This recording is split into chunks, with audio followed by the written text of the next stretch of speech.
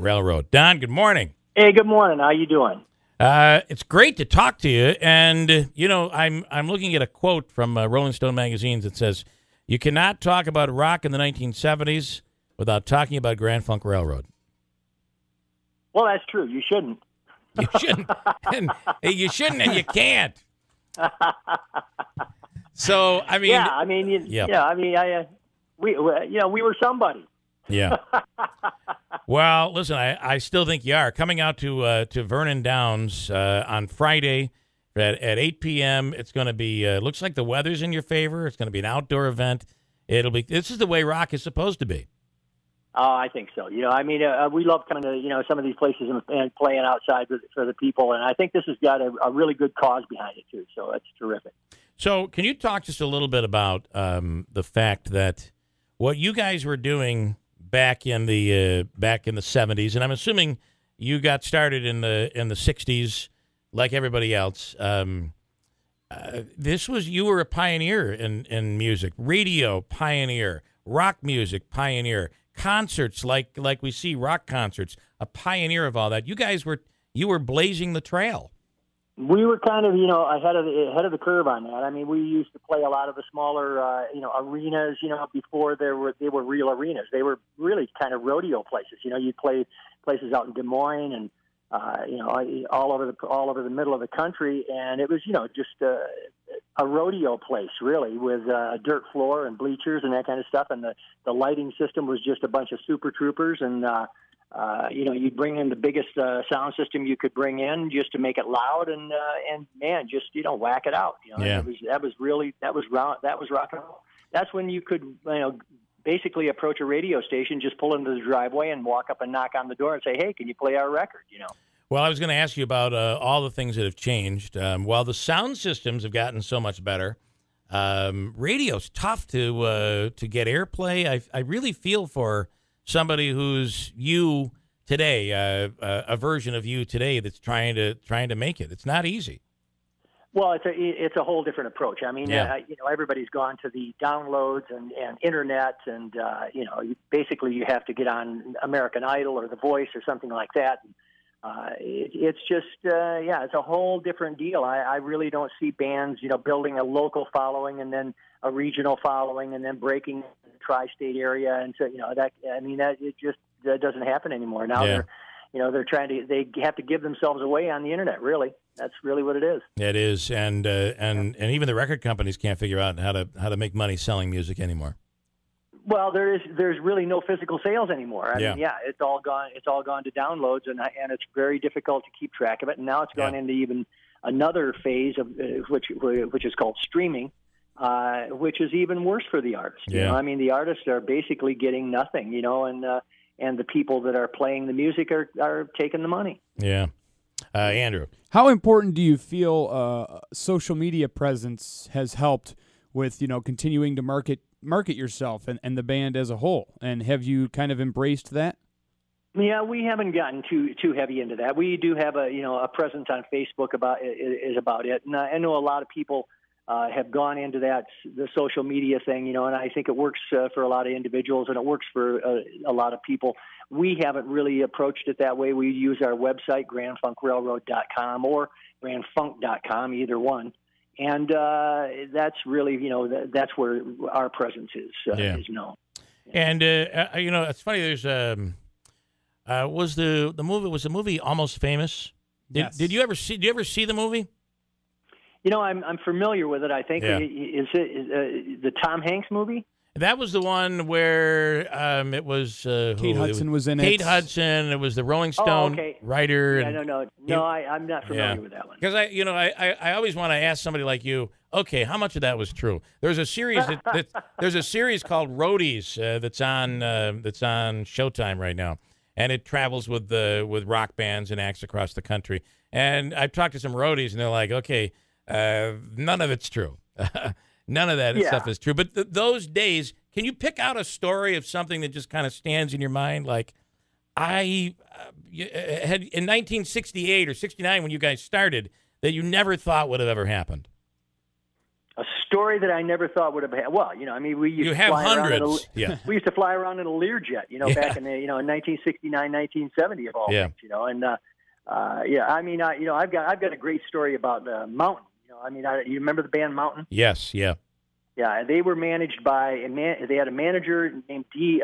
Actually, it was an agent named D. Anthony, and Frank Barcelona was another agent with them, and they were all these guys, along with Leslie West, were all about 300 pounds, you know. Yeah. And they're flying on a Learjet coming into LaGuardia Airport, and the landing gear won't go down on the airplane. Wow. And so they came up with a way to solve the problem. Is they're going to come in, they're going to keep the front landing gear won't come down, the back landing gear will come down, the front one. So they're going to come down, they're going to land on the back landing gear, and then they're going to, you know, one after one, push out the fattest guy first, and then the next fattest guy.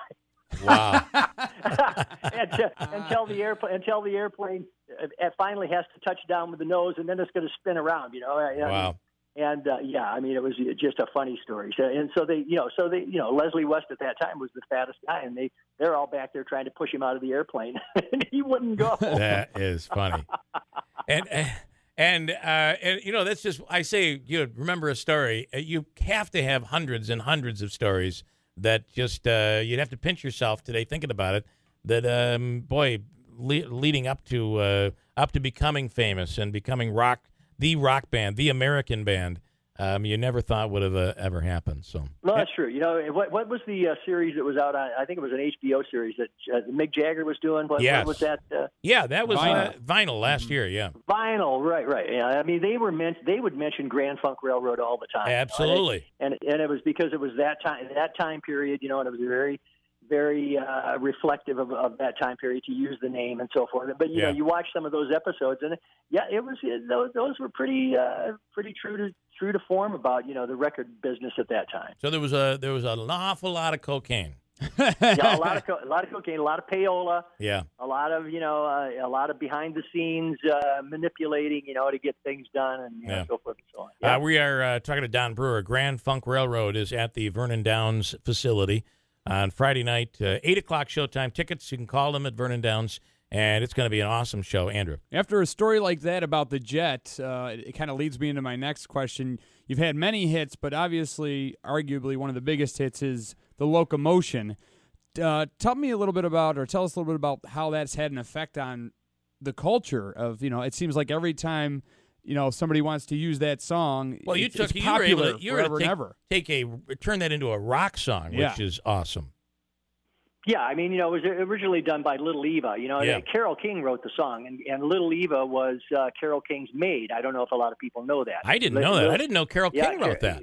Carole King wrote the song, and she, you know, just said, you know, hey, Little Eva, why don't you sing this, you know, and so that was the original version of the song.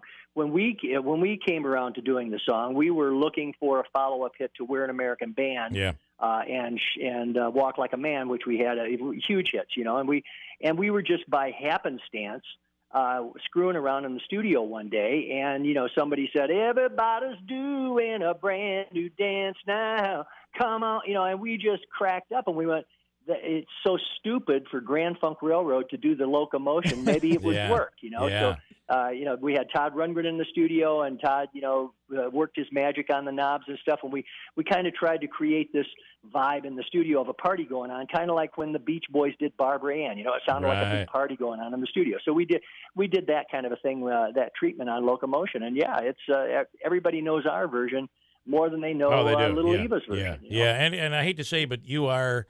I can't imagine when you first started you'd think that, hey, we're going to be played at every wedding in America, even into the 2000s. But, yeah. Well, that's some kind of wonderful. You know, I mean, I think that's the big wedding reception song. Yeah, no doubt about it. What song are you most proud of?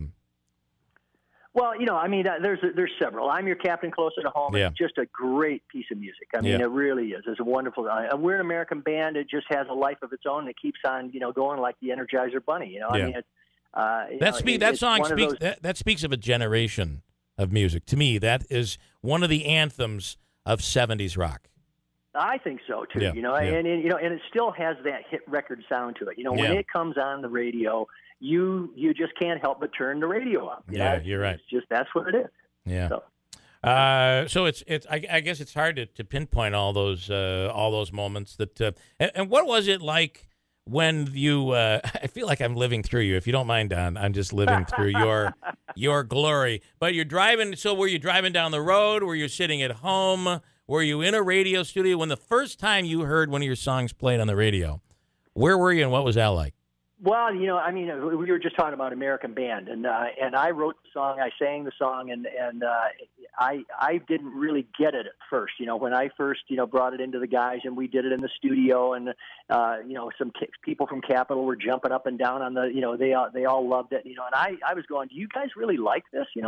Until I was driving from my house over to Mel's house one day. Yeah. Mel's our bass player, and it was the very first time that I heard American Band come on the radio, and I had to pull off the road and crank it up, and I couldn't believe how good it sounded. Yeah, I mean, it was that moment. It was like, yep, okay, I get it now. Yeah, and here we are in 2016, and that song still has the sound. It still is. It's a timeless anthem. How do you beat that? It's pretty amazing. It really is. Don Brewer and Grand Funk Railroad will be at Vernon Downs on Friday night. It's an outdoor show. You're going to love it. And, of course, the American Band, 8 p.m. Call Vernon Downs for tickets. And, Don, you've taken time with us. I really appreciate it. I can't thank you enough. And I appreciate you guys having me on. It was a lot of fun. Thank you. Can't wait to see you Friday night and hope to have you back on the air again. Sounds good. Thank you. Thanks so much. Bye-bye. Can't believe you almost destroyed the interview, Andrew, with Don Brewer. I can't believe it. You really saved me there, as you sometimes tend to do. I don't know if you heard the part, but Andrew thought that Grand Funk was the originator of the song, like Don Brewer wrote Locomotion. Well, clearly Little Eva didn't do that great a job. Since nobody knows it. The Little Eva version, I will say that Grand Funk's version is huge. The Little Eva version is legendary. I mean, it's the original version of the song.